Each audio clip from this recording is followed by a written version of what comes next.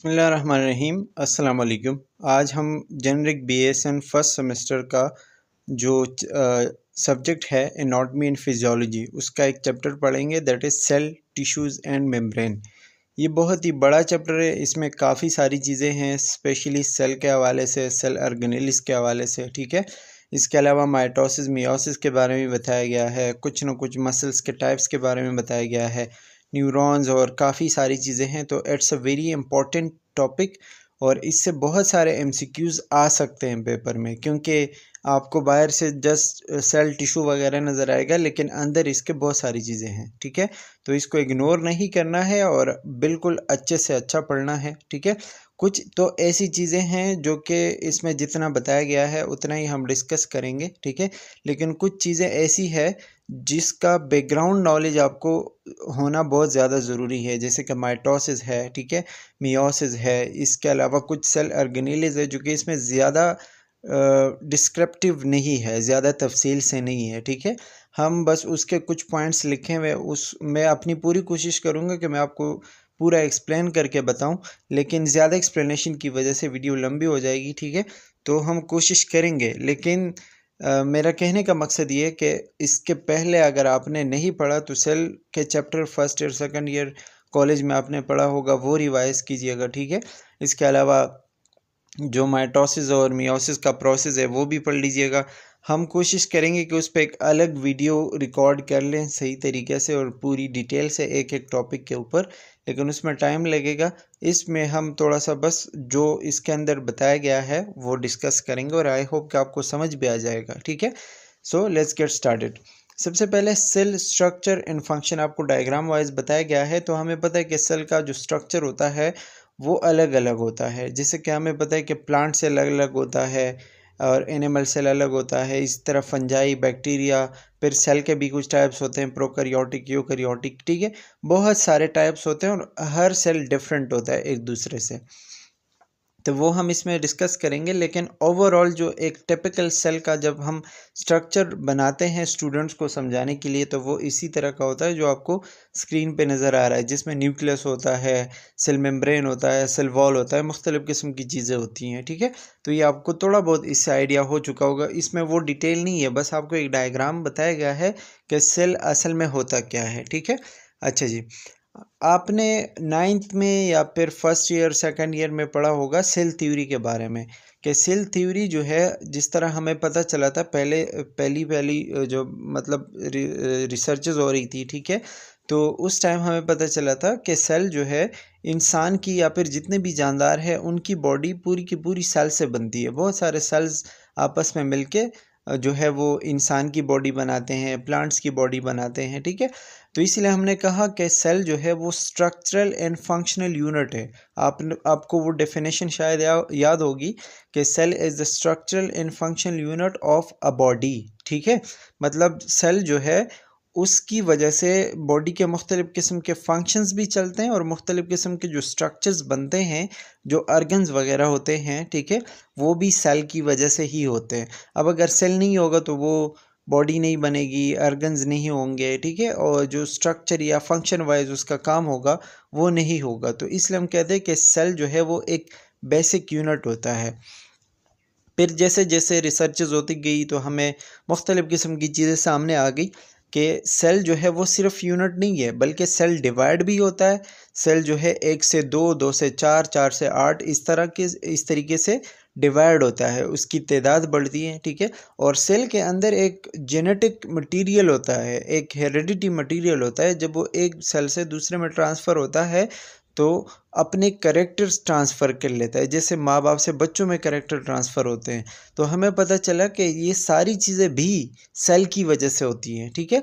अब इसके बाद जो है एक सेल थ्योरी आई जिसमें मुख्तलिफ़ किस्म के पॉइंट्स बताए गए थे। यहाँ पे तो 3 पॉइंट्स है, लेकिन अब उसमें 4 पॉइंट्स शामिल किए गए हैं, ठीक है। 3 पॉइंट जो आपकी पीपीटी में डिस्कस किए हुए वो हम पढ़ते हैं। सबसे पहला पॉइंट जो कि मैंने आपको बता दिया कि all living things are made up of cells, कि सारे जो लिविंग थिंग्स है, जितने भी जानदार है वो सेल से बने हुए। तो ये सेल थ्योरी का पहला पॉइंट था, ठीक है। दूसरा point, cell are the smallest working units of all living things, के जैसा कि मैंने बता दिया आपको कि सेल जो है वो एक स्मॉलेस्ट यूनिट है, कि मतलब ये सबसे छोटा यूनिट है। इससे भी छोटे यूनिट्स होते हैं लेकिन वो हम इतना इम्पोर्टेंस उसको नहीं देते या वो हम पढ़ते नहीं है, ठीक है। इसीलिए हम कहते हैं कि सेल जो है वो हमारे लिए सबसे स्मॉलेस्ट यूनिट है, और वो जब आपस में मिलते हैं तो मज़ीद टिश्यू ऑर्गन्स वगैरह बनते हैं। अच्छा, ये दूसरा पॉइंट हो गया। तीसरा पॉइंट है all cells come from pre existing cells through cell division. ये वही बात कि जब नए सेल्स बनते हैं तो वो प्री एग्जिस्टिंग सेल से आते हैं, मतलब जो पहले से मौजूद सेल होते हैं वही डिवाइड होके नए सेल्स बनाते हैं, ठीक है। प्री एग्जिस्टिंग का मतलब होता है पहले से मौजूद, ठीक है। तो ये जो है 3 पॉइंट हो गए, लेकिन इसमें एक चौथा पॉइंट भी है जो कि मैंने आपको बताया कि cell contain the heredity material, ठीक है। डीएनए की बात जब हम करते हैं कि सेल के अंदर डीएनए भी होता है और वो माँ बाप से यानी पेरेंट से ऑफस्प्रिंग में ट्रांसफ़र होता है, ठीक है। और इसी तरीके से जो कैरेक्टर्स होते हैं वो माँ बाप से बच्चों में ट्रांसफ़र होते हैं। ये नंबर 4 पॉइंट है जो कि पीपीटी में इंक्लूडेड नहीं है, लेकिन आपको पता होना चाहिए। अब हम आते हैं डेफिनेशन ऑफ सेल पे। ये मैंने आपको बता दिया कि cell is the smallest unit that is capable of performing life functions, ठीक है। कि ज़िंदगी के जितने भी काम होते हैं, वो नहीं कि मतलब रोज़मर्रा जो हम काम करते हैं कि नहाते हैं, खाना खाते हैं, कुछ अपने डेली फंक्शन, वो नहीं। आपकी बॉडी जिस तरह इस काबिल है कि आप अपने रोज़मर्रा के काम कर पाओ, ठीक है। और जो भी आपके डेली मतलब बॉडी के जितने भी रिक्वायरमेंट्स हैं वो पूरे होने के बाद जब आप कोई काम करते हो तो वो आपके रिक्वायरमेंट जो पूरे करते हैं ना, वो आपके सेल्स पूरे करते हैं। इसीलिए कहते हैं कि ये लाइफ फंक्शंस परफॉर्म करते हैं, ठीक है। तो ये डेफिनेशन आपको याद होनी चाहिए। और दूसरी बात वही लिखी हुई है कि सेल जो है वो एग्जिस्टिंग सेल से आते हैं, ये तो मैंने आपको बता दिया। अब यहाँ पे आपको सेल का जो है वो स्ट्रक्चर बताया गया है कि इसमें जो है वो सीलिया होते हैं, सीलिया जैसे बाल होते हैं ना बाहर की तरफ से, तो ये सेल मूवमेंट में हेल्प करते हैं, ठीक है, या फिर अंदर और बाहर चीज़ों को रोकने में हेल्प करते हैं। लाइसोसोम्स है, सेंट्रियोल्स, माइटोकॉन्ड्रिया, मैक्रोट्यूब्यूल्स, गोल्जी अपैरेटस, बहुत सारी चीज़ें हैं, ठीक है, जो कि हम आपने ऑलरेडी पढ़ा होगा और इसमें हम एक एक पढ़ने की कोशिश भी करेंगे। अच्छा, ये आपको सेल्स के कुछ एग्जांपल बताया गया है कि अमीबा का सेल जो कि एक माइक्रो ऑर्गेनिज्म है, प्लांट स्टेम, ठीक है, बैक्टीरिया होता है, नर्व सेल होते हैं, रेड ब्लड सेल होते हैं बॉडी के अंदर, वाइट ब्लड सेल होते हैं, प्लेटलेट्स होते हैं, ठीक है। बहुत सारी चीज़ें होती हैं और हर सेल का अपना अपना एक फंक्शन होता है। For example red blood cell है, ठीक है, तो उसका काम जो है वो ऑक्सीजन लेके जाना है, बॉडी में खून प्रोवाइड करना, ये रेड ब्लड सेल का काम होता है। खून का असल में काम यही होता है कि ऑक्सीजन प्रोवाइड करना।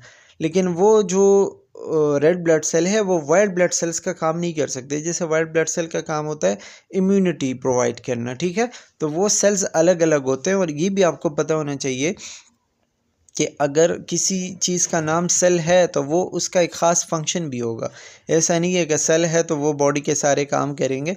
अगर हार्ट के सेल्स है तो वो हार्ट में ही काम करेंगे, वो जाके किडनी में काम नहीं करेंगे, ठीक है। तो ये आपको थोड़ा बहुत जो बेसिक कंसेप्ट है वो पता होना चाहिए। अच्छा, इसके बाद सेल के टाइप्स है जिसको हम प्रोकैरियोटिक और यूकैरियोटिक कहते हैं, ठीक है। ये आपको अभी हम बताएंगे कि प्रोकैरियोटिक क्या होता है और यूकैरियोटिक क्या होता है।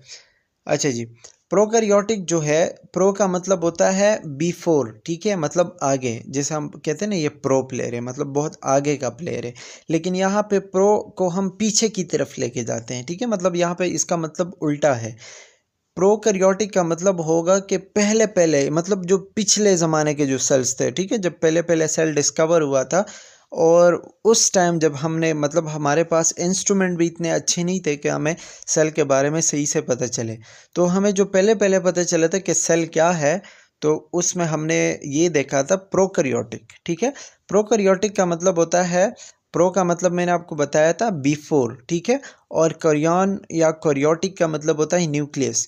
तो बिफोर न्यूक्लियस आप इसमें कह सकते हो, मतलब वो सेल्स जिसमें न्यूक्लियस नहीं होता, ठीक है, मतलब बहुत ही सिंपल सेल है, उसमें कोई मेम्ब्रेन बाउंडेड ऑर्गेनेल्स भी नहीं होती। जैसे कि इसमें लिखा हुआ है do not have structure surrounded by membrane, जैसे कि माइटोकॉन्ड्रिया है, गोल्जी बॉडीज़ है, एंडोप्लाज्मिक रेटिकुलम है, न्यूक्लियस है, ठीक है। तो इन सब के इर्द गिर्द ना एक मेम्ब्रेन होता है।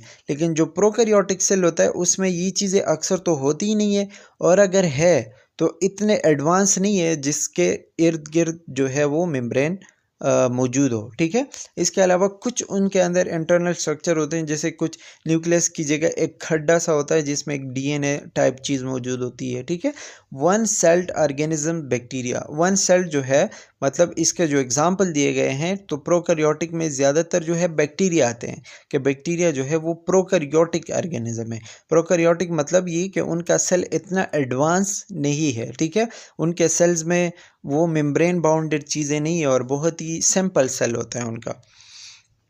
अच्छा जी, दूसरा है यूकैरियोटिक, और यूकैरियोटिक में आप देख सकते हैं कि इनका सेल्स काफ़ी ज़्यादा एडवांस है, काफ़ी ज़्यादा चीज़ें उनके अंदर है। और ये आप प्रोकैरियोटिक के उल्टा कर लो, ठीक है, कि अब इसमें न्यूक्लियस भी है, न्यूक्लियस के इर्द गिर्द मेम्ब्रेन भी है, माइटोकॉन्ड्रिया और सारी चीज़ें इसके अंदर मौजूद है, ठीक है। और उसके अंदर जो है वो मेम्ब्रेन भी होता है, ठीक है। जैसे कि ऑर्गेनेलिस लिखा हुआ है ना, ऑर्गेनेलिस का मतलब वही होता है कि सेल के अंदर जितने भी पार्ट्स है या जितने भी चीज़ें, mitochondria, Golgi bodies, endoplasmic reticulum, nucleus, ठीक है, राइबोसोम्स, लाइसोसोम्स, जितने भी चीज़ें हैं इन सब को मिला के हम ऑर्गेनेलिस कहते हैं, ठीक है।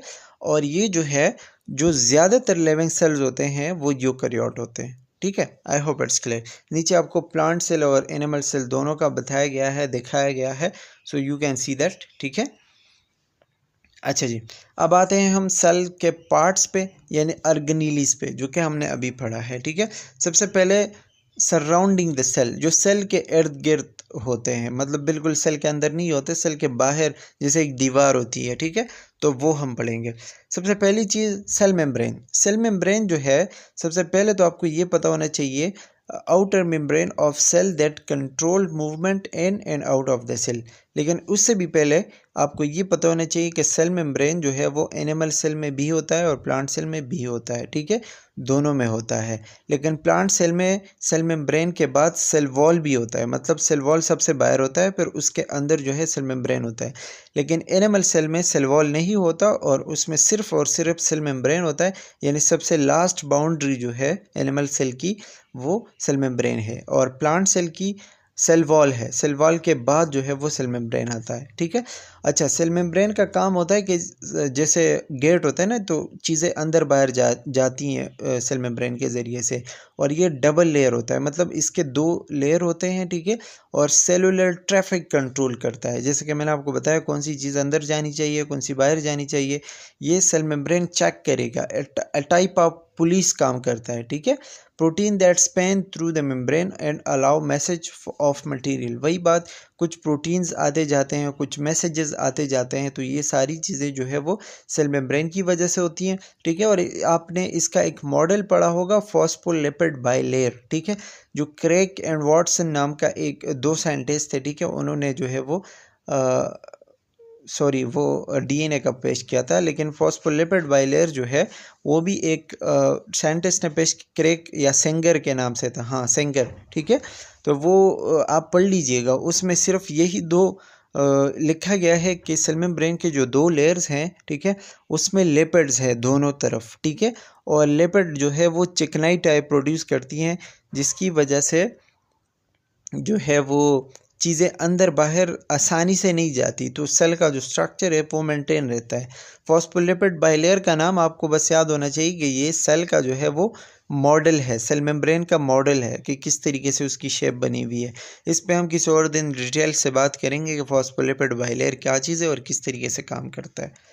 अच्छा जी, दूसरा जो कंपोनेंट है या ऑर्गेनेलिस है that is cell wall. Cell wall जो है वो ज़्यादातर मैंने आपको बताया कि प्लांट सेल में और बैक्टीरिया का सेल में पाया जाता है, ये एनिमल सेल में नहीं होता। और इसका भी सेम काम है कि सेल को प्रोटेक्ट करना है और उसको जो है सपोर्ट देना है, ठीक है, सिंपल।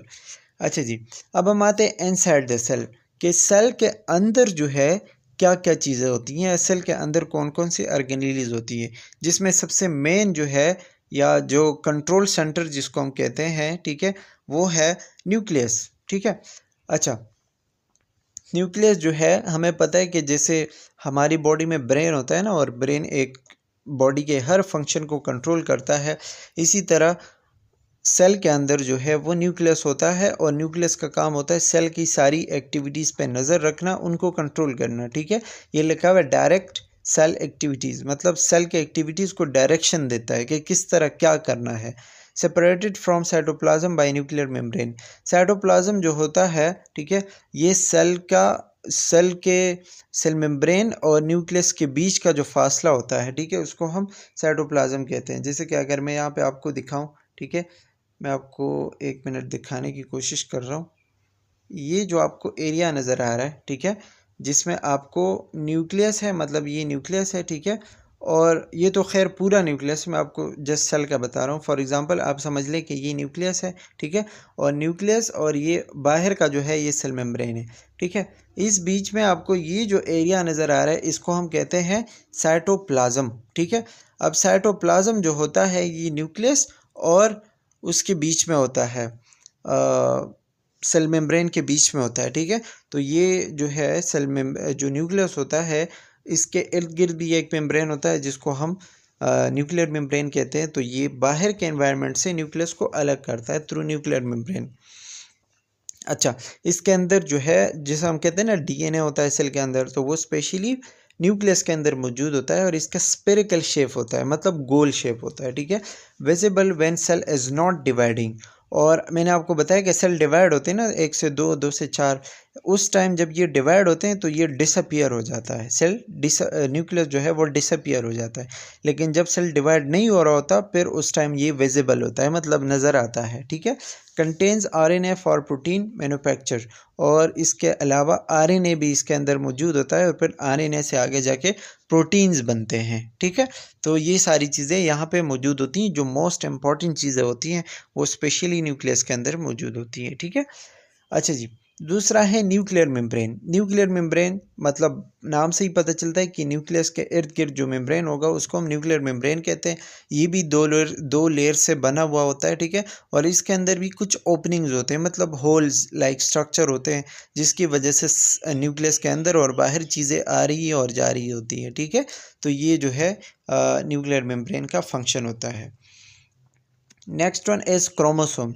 क्रोमोसोम जो है ये भी न्यूक्लियस के अंदर पाए जाते हैं, और जब डीएनए जो है मतलब एक साथ कॉइल्ड हो जाता है, ठीक है, आपस में मिल जाता है, तो वो एक्स लाइक स्ट्रक्चर बनाता है जिसको हम क्रोमोसोम कहते हैं। क्रोमोसोम डीएनए नहीं होता, क्रोमोसोम के अंदर डीएनए होता है, ठीक है, ये आपको पता होना चाहिए। मेड ऑफ डीएनए मतलब ये डीएनए से बने हुए हैं, तो क्रोमोसोम के अंदर डीएनए होता है, ठीक है।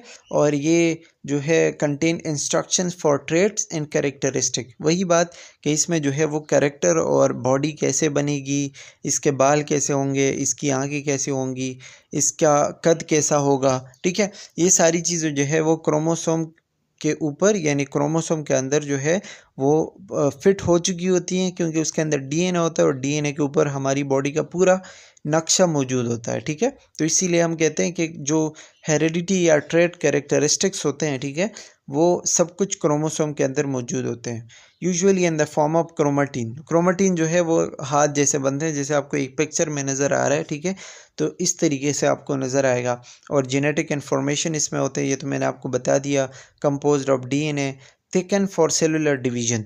और जब सेलुलर डिवीजन हो रही होती है यानी माइटोसिस मियोसिस हो रहा होता है, ठीक है, तो ये क्या होता है, थिक हो जाते हैं, मोटे हो जाते हैं, ताकि अच्छे से डिवाइड हो सकें।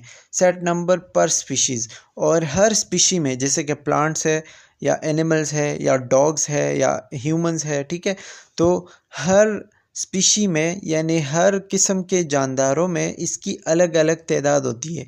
जैसे कि इंसान में जो है वो 23 पेयर ऑफ क्रोमोसोम होते हैं, यानी 23 जोड़े होते हैं, जिससे टोटल 46 क्रोमोसोम बनते हैं, ठीक है। जोड़े में 2 क्रोमोसोम होते हैं, तो 23 पेयर्स, और एक एक क्रोमोसोम की हम बात करें तो वो 46 बनेंगे, ठीक है। ये आपको पता होना चाहिए, इंपॉर्टेंट है पेपर के हवाले से, 46 और 23।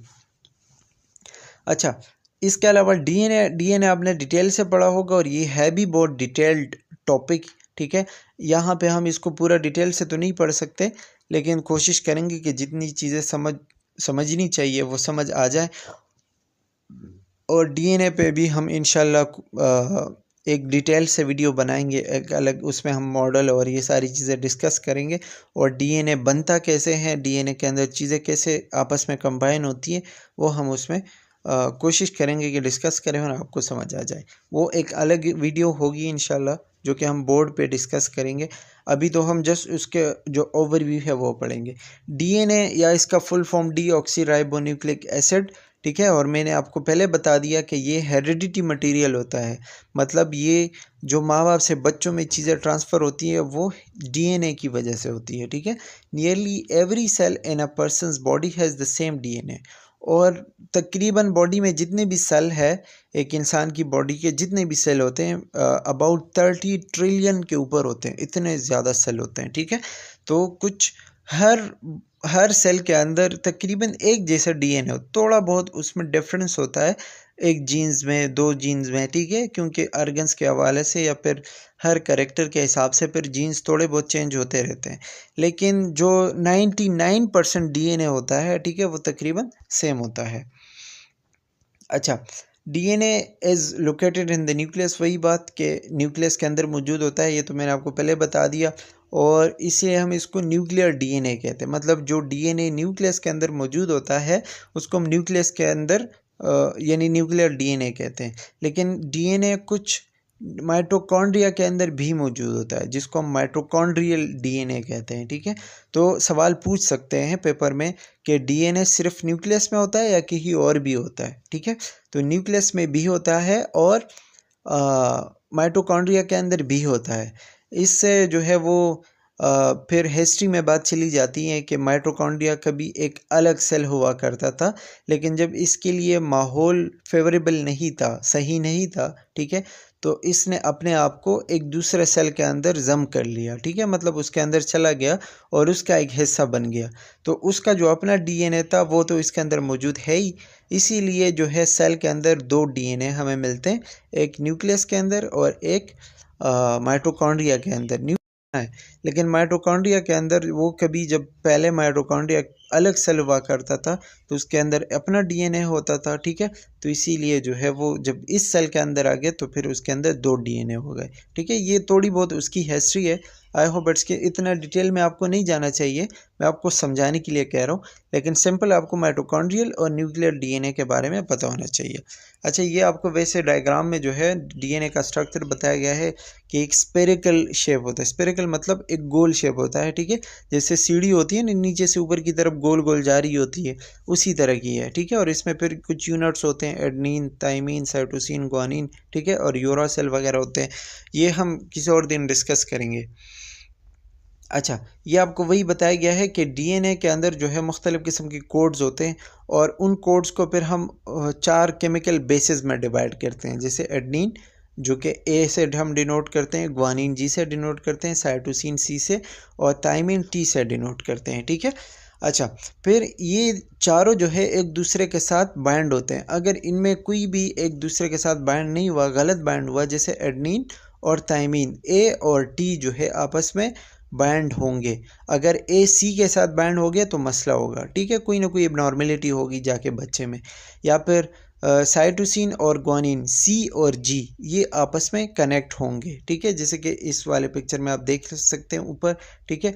ये जो आपको नज़र आ रहा है ना, ए और टी, ग्वानिन और साइटोसिन, ठीक है, ये चारों जो है हमेशा ए और टी आपस में कनेक्ट होंगे, जी और सी आपस में कनेक्ट होंगे। इससे अगर बात अलग हो जाती है तो फिर एबनॉर्मेलिटी आएंगी, ठीक है। अच्छा, नीचे वही लिखा हुआ है कि हर डीएनए के अंदर तकरीबन 3 बिलियन बेसेस होते हैं, मतलब ये ए टी सी जी इसी तरीके से बार बार रिपीट होके कुछ 3 बिलियन तक पहुंच जाते हैं, जो कि एक बहुत बड़ा नंबर है, ठीक है। और तकरीबन मैंने आपको बताया कि 99% डीएनए सारे लोगों का तकरीबन एक जैसे होता है, लेकिन जो इंसान एक दूसरे से थोड़े बहुत डिफरेंट होते हैं, शक्ल में, बातचीत में, उनके बिहेवियर में जो थोड़ा बहुत डिफरेंस होता है वो इसी 1% डीएनए की वजह से होता है, ठीक है। जो कि 99% तो एक जैसे हैं, क्योंकि सारे इंसान तकरीबन एक जैसे होते हैं, सबके 2 हाथ, 2 कान, एक नाक, 2 आँखें, मतलब जितने भी 2 हाथ, 2 पाँव, ठीक है, सारे जितने भी पार्ट्स हैं सारे एक जैसे होते हैं। बिहेवियर में, उनके बोल चाल में, उनके सोचने के अंदाज में, उनके दिमाग में जो थोड़ा बहुत डिफरेंस होता है वो उसी 1% डीएनए की वजह से होता है, ठीक है। तो इसी तरह 3 billion basis adenine, thymine, cytosine, guanine ये आपस में मिलते हैं, ठीक है, बार बार रिपीट होते हैं और इसी तरह जो है वो अलग अलग डीएनए बनते हैं। ठीक है, डीएनए का बहुत अच्छा और डिटेल टॉपिक है, ये हम किसी और दिन पढ़ेंगे। ठीक है, इसमें आपको वही बताया कि ए जो है वो टी के साथ बाइंड होगा, सी जी के साथ बाइंड होगा, और इसको हम बेस पेयर कहते हैं। पेयर बनता है ना, ए और टी एक पेयर बन गया, जोड़ा बन गया, इसीलिए हम इसको बेस पेयर कहते हैं। ठीक है, अच्छा, ये जो बेस पेयर होते हैं ये एक शुगर के साथ, मतलब एक कार्बोहाइड्रेट के साथ भी जो है वो अटैच हुआ होता है, जिसको हम फॉस्फेट कहते हैं। ठीक है, फॉस्फेट राइबोज शुगर, और उसमें एक फॉस्फेट होता है। ठीक है, फास्फोरिक एसिड जिसको हम कहते हैं, और इसके अलावा फिर उसके साथ एक शुगर भी अटैच होता है। जब ये तीनों आपस में मिलते हैं, मतलब एक बेस पेयर जो ए और टी वाले हैं, ठीक है, एक उसके साथ शुगर और एक फॉस्फोरिक यानी फॉस्फेट मॉलिक्यूल, जब ये तीनों मिलते हैं तो ये क्या बनाते हैं, एक न्यूक्लियोटाइड बनाते हैं। न्यूक्लियोटाइड आपने पढ़ा होगा कि क्या चीज़ होती है। ठीक है, नहीं पढ़ा है तो हम पढ़ेंगे किसी दिन। अच्छा, ये वैसे आपको वही डीएनए का एक पूरा स्ट्रक्चर बताया गया है, so you can see that. ठीक है, अच्छा, डीएनए का इसमें बताया गया है कि डीएनए कैन रेप्लिकेट और मेक कॉपीज ऑफ इटसेल्फ। मतलब जब सेल डिवाइड होता है, जब एक सेल के अंदर एक डीएनए है, ठीक है, तो वो डिवाइड होगा और उससे दो बनेंगे। ठीक है, तो मतलब डीएनए जो है वो आगे जाके रिप्लिकेट होता है, डिवाइड होता है, या अपनी कॉपी बन जाए, फोटो कॉपी करते हैं ना, तो उसी तरीके से इसकी भी फोटो कॉपी हो जाती है। और जब एक सेल से दो बनते हैं तो उसी दो कॉपीज में से एक एक कॉपी एक सेल में चली जाती हैं। ठीक है, each strand of DNA in the double helix can serve as a pattern for duplicating the sequence of bases. वही बात कि ये डबल स्टैंडर्ड होता है, मतलब इसके दो हिस्से होते हैं या दो हाथ होते हैं, जैसे सीढ़ी होती है ना, तो सीढ़ी के एक हिस्से और दो हिस्से होते हैं, तो इसी तरह जो है वो डीएनए के भी दो हिस्से होते हैं और वो उसी डुप्लीकेट होने में हेल्प करते हैं। This is critical when cell division divide because each new cell need to have an exact copy of the DNA present in the old body. ठीक है, और वही बात के ये बहुत ज़्यादा इम्पॉर्टेंट चीज़ है कि जब डीएनए डिवाइड होता है तो जो सेल में वो जाएगा आगे जाके, तो उसमें वो एग्जैक्ट कॉपी जानी चाहिए, कोई भी उसमें डिफरेंस नहीं होना चाहिए।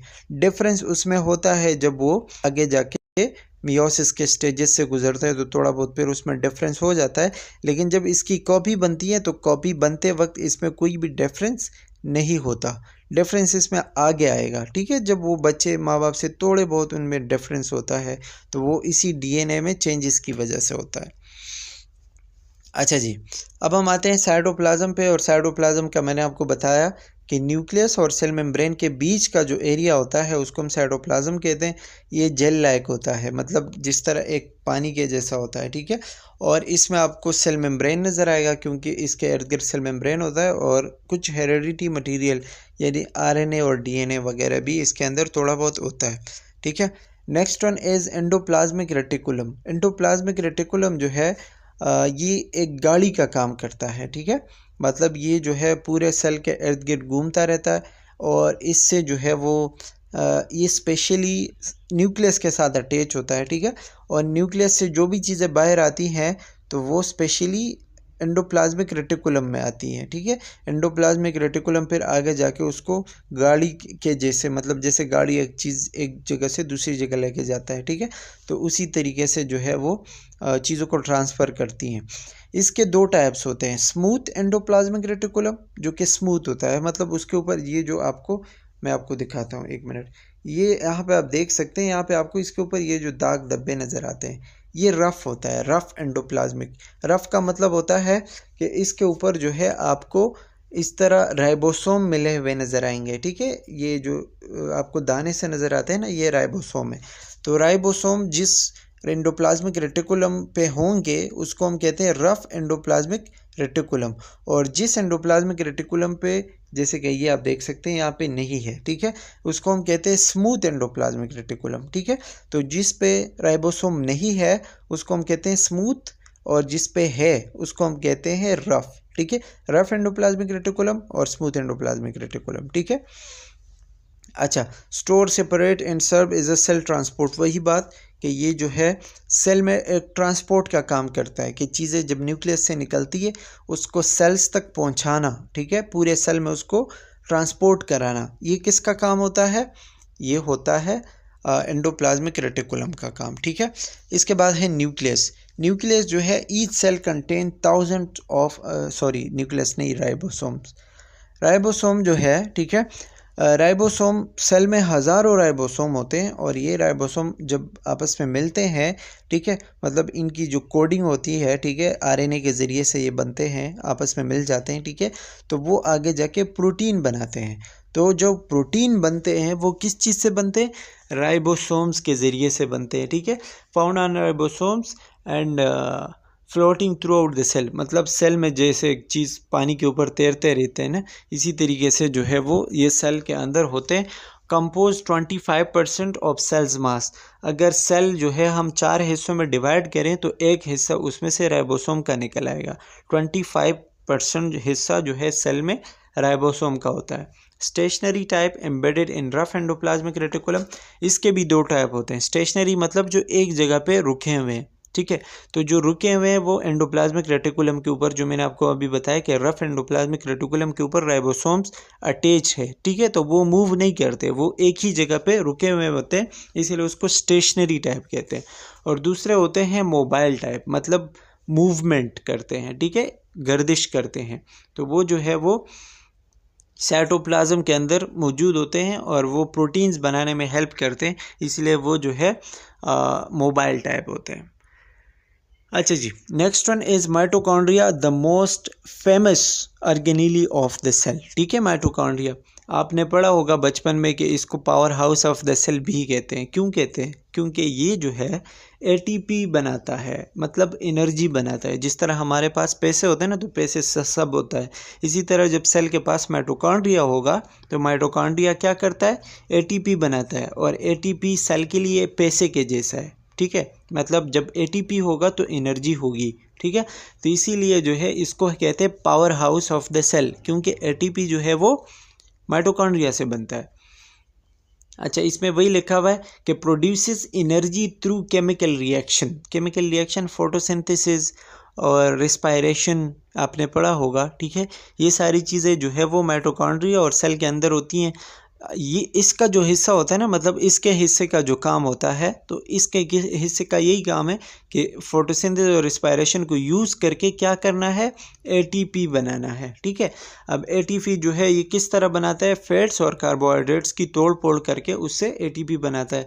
इसके अलावा सेल में जो है वाटर लेवल और अदर जो मटेरियल होता है उसको भी कंट्रोल करता है, ठीक है, और recycle and decomposes proteins, fats and carbohydrates. वही बात के प्रोटीन, फैट्स और इन सारी चीज़ों को यूज़ करके उससे एनर्जी बनाते हैं, और इसको power of the cell कहते हैं। इसके भी 2 लेयर होते हैं, डबल लेयर्ड होता है, ठीक है। एक बाहर लेयर होता है जिसको हम आउटर मेम्ब्रेन कहते हैं, और एक इनर लेयर होता है जिसको हम कहते हैं क्रेस्टा, ठीक है। अगर मैं आपको दिखाऊं, ठीक है, ये तो ये बाहर का लेयर है, ठीक है, जो आपको ये रेड कलर का नज़र आ रहा है, ये है आउटर मेम्ब्रेन। आपको एक ये ग्रीन कलर का नज़र आ रहा होगा, और इसके बिल्कुल साइड पे आपको जो येलो कलर नज़र आ रहा है, ठीक है, ये है क्रेस्टा, ठीक है, और ये है सेकंड मेम्ब्रेन, तो इसलिए इसको हम कहते हैं डबल मेम्ब्रेन, ठीक है। Next organelle is Golgi bodies, ठीक है। गोल्जी बॉडीज जो है प्रोटीन पैकेजिंग प्लांट, इससे वो मतलब नहीं है कि पौधा या दरख्त, वो नहीं। जब हम प्लांट कहते हैं ना, तो प्लांट का मतलब होता है एक बहुत बड़ी फैक्ट्री, ठीक है, जैसे सोलर प्लांट लगाते हैं या कोई और प्लांट लगाते हैं, तो इसका मतलब यही होता है कि यहाँ पे एक बहुत बड़ा काम होगा, ठीक है।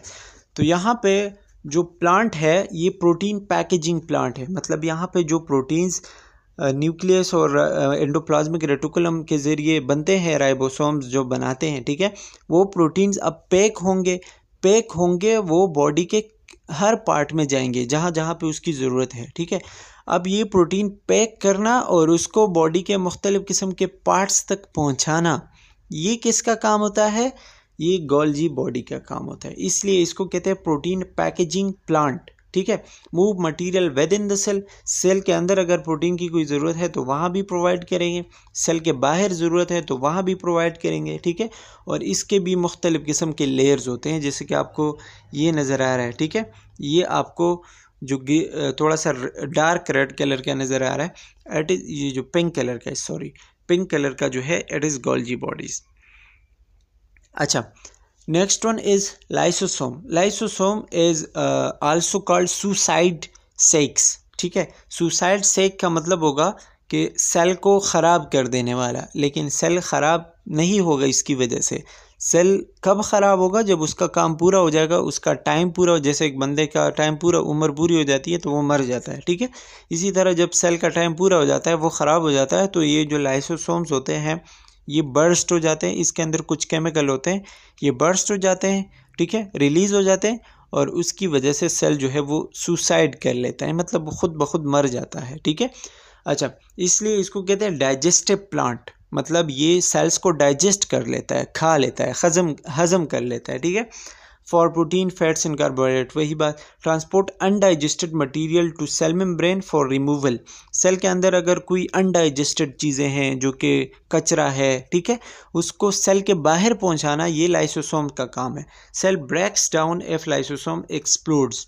वही बात, अगर लाइसोसोम धमाका कर जाए, एक्सप्लोड कर जाए, तो सेल क्या होता है? ब्रेक हो जाता है, टूट जाता है, मर जाता है. ठीक है, अच्छा, next one is vacuoles. Vacuole जो है ये स्पेशली प्लांट सेल में पाए जाते हैं, ये एनिमल सेल में नहीं होते, और इसके अंदर पानी भरा होता है. ठीक है, लिक्विड भरा होता है. ठीक है, membrane bound sex for storage. ठीक है, इसमें पानी भरा होता है, स्टोरेज का काम करते हैं, डाइजेशन में भी थोड़ा बहुत हेल्प करते हैं, और वेस्ट रिमूवल में काम करते हैं, कचरा निकालने में काम करते हैं. ठीक है, contain water solution, help maintain plant shape. ठीक है, वही बात कि प्लांट सेल का जो शेप होता है, क्योंकि इसके अंदर लिक्विड होता है, मतलब किसी चीज़ के अंदर आप हवा भर दो, ठीक है, तो वो जो है उसका शेप मेंटेन रहता है. जैसे आप बालून के अंदर हवा भर देते हो तो बालून का शेप सही हो जाता है, मेंटेन हो जाता है. ठीक है, इसी तरह जो है वैक्यूल्स क्या करते हैं? प्लांट के शेप को मेंटेन करते हैं, मतलब उसके शेप को बरकरार रखते हैं. अच्छा जी, next one is cytoskeleton. Cytoskeleton जो है वो कंपोज्ड ऑफ माइक्रोट्यूब्यूल्स. मतलब आप जैसे स्केलेटन से समझ आ रहे हैं ना, स्केलेटन का मतलब क्या होता है? ढांचा. लेकिन साइटो का मतलब होता है सेल. जैसे हमारी बॉडी में स्केलेटन सिस्टम बोन्स पर मुश्तमिल है, कि वो अगर बोन्स नहीं होंगे तो हम चल नहीं पाएंगे, रनिंग नहीं कर पाएंगे. ठीक है, अब ये साइटोस्केलेटन जो है, इससे सेल का ढांचा बना होता है, मतलब सेल का जो स्ट्रक्चर जो इसी तरीके से रिजिड है और वो अपनी जगह पे मौजूद है, वो ख़राब नहीं होता. तो वो किस वजह से होता है? साइटोस्केलेटन की वजह से. ठीक है, लेकिन साइटोस्केलेटन जो है उसके अंदर भी माइक्रोट्यूब्यूल्स होते हैं, छोटे छोटे धागे से होते हैं. ठीक है, एक ट्यूब लाइक स्ट्रक्चर होते हैं जो कि हम आगे पढ़ेंगे, और उसी की वजह से जो है वो सेल का जो शेप होता है वो मेंटेन रहता है. यही लिखा हुआ है कि support cell and provide shape. ठीक है, aids movement of material and out of the cell. ठीक है, चीज़ों को बाहर और अंदर जाने में, मूव करने में हेल्प करते हैं. सेंट्रीवूल जो कि मैंने आपको बता दिया, ठीक है, कि माइक्रोट्यूब्यूल्स या फिर सेंट्रीवूल. सेंट्रीवूल इस पूरे को हम कहते हैं, और जो एक एक धागा आपको नज़र आ रहा है इसको हम क्या कहते हैं? माइक्रोट्यूब्यूल. ठीक है, ये सिलेंडर शेप होते हैं. ठीक है, और न्यूक्लियस के आसपास मौजूद होते हैं. ये स्पेशली सेल डिवीजन में करते हैं.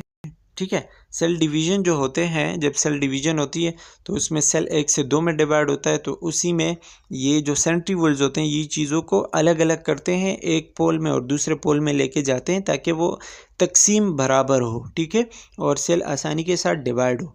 Composed of 9 tubes each with 3 tubules. 3 tubule होते हैं और फिर हर एक के अंदर 3 छोटे छोटे ट्यूब्स और होते हैं. ठीक है, तो उससे 9 ट्यूब्यूल्स बनते हैं. अच्छा, इन्वॉल्व इन सेलुलर डिवीजन, वही बता दिया. Lie at right angle to each other, मतलब एक दूसरे के बिल्कुल ऑपोजिट होते हैं. ठीक है, अगर एक खड़ा हुआ है तो एक जो है वो लेटा हुआ होगा, मतलब जैसे 90 एंगल होता है ना, तो इसी तरह का होता है. अच्छा जी, what is the process of cell division by mitosis. अब यहाँ पे जो है इसके बाद माइटोसिस और सेल साइकिल स्टार्ट होता है, तो वो हम ऐसा करेंगे कि नेक्स्ट पार्ट में पढ़ेंगे, क्योंकि अभी तक वीडियो काफ़ी लंबी हो चुकी है. तो यहाँ तक हमने पढ़े कुछ मेन सेल ऑर्गेनेलीज. इसके बाद हम पार्ट 2 में इंशाल्लाह सेल साइकिल, माइटोसिस, मियोसिस वगैरह पढ़ेंगे. तब तक के लिए अपना ख्याल रखिएगा, मुझे दुआओं में याद रखिएगा, एंड अल्लाह हाफिज़.